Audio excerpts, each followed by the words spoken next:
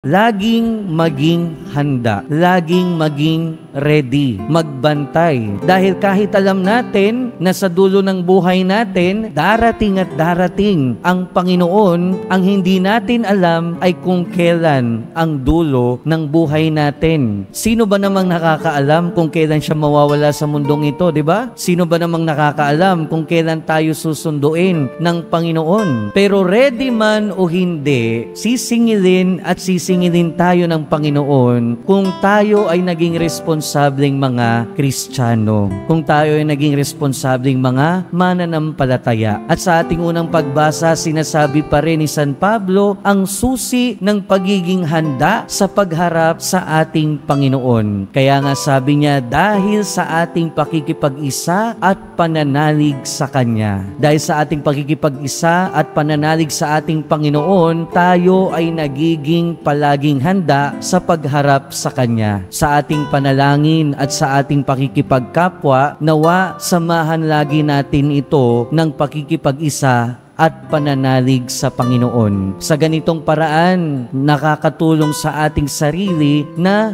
laging maging handa sa pagdating ng ating Panginoon.